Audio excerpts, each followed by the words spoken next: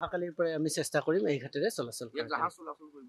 পাৰিব জাহাজ চলাচল কৰিব পাৰিব ডাঙৰ জাহাজ চলাচল কৰিব গাড়ী নিব পাৰিব একো অসুবিধা নাই একদম ওচৰ চাপি যাব গোটেই নিমাতী আৰু মাজুলীৰ মাজৰ যিটো যাতায়ত 25 মিনিটত মাজুলীৰ ফালৰ পৰা গৈ পাব আৰু আধা ঘণ্টা বা 35 মিনিট মানত যোৰহাটৰ ফালৰ পৰা আহি পাব গতিকে সকলোৱে সুবিধা পাব লগতে এই ঠাইখিনিৰ যি ধৰণৰ সৌন্দৰ্যময় পৰিৱেশ যদি কোনোবাই আহে এই ঠাইখিনিত কিন্তু এবাৰ ফটো নুঠোৱাকৈ কোনেও পাৰ হৈ যাব নোৱাৰিব আৰু এটা হয়তো ধুনীয়া পিকনিক স্পটেই হৈ যাব ঠাইখিনি আমি যাত্ৰীৰ কাৰণে আৰু লগতে যিটো ৰাগ প্ৰেমীসকলৰ কাৰণে আমি কেইবাটা জেগাত আমি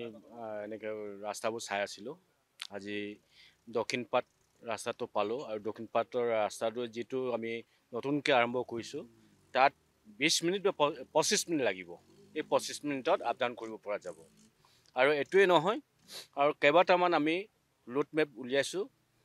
ডিব্ৰুগড় টু যোৰহাট মাজুলী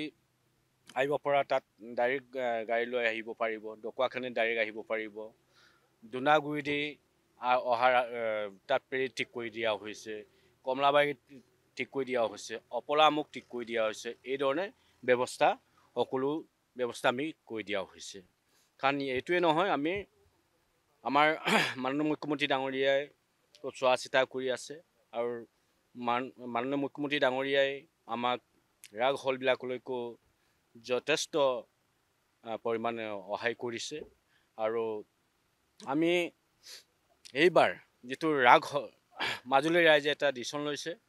যে এইবাৰ চাইনাৰ লাইটেৰে নহ'ব আমাৰ যিটো তলুৱা আমি মাটিৰ চাকি এই মাটিৰ চাকিৰ দি গোটেই মাজুলীটো জ্বলাবৰ কাৰণে চেষ্টা কৰিছে আৰু লগতে আমি মাজুলী ৰাইজে কৈছে এইবাৰ পৰিষ্কাৰ পৰিশ্ৰম কৰি ৰাখিম আৰু যোৱা মদ এইবোৰ কাৰবাৰ ইয়াত কৰিব দিয়া নহ'ব বুলি কৈছে আৰু যথেষ্ট এইবাৰ মাজুলী ৰাইজে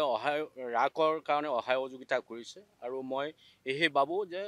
মাজুলীত ৰাগ চাবৰ কাৰণে সকলো অসমবাসীক মই অনুৰোধ জনাইছোঁ আৰু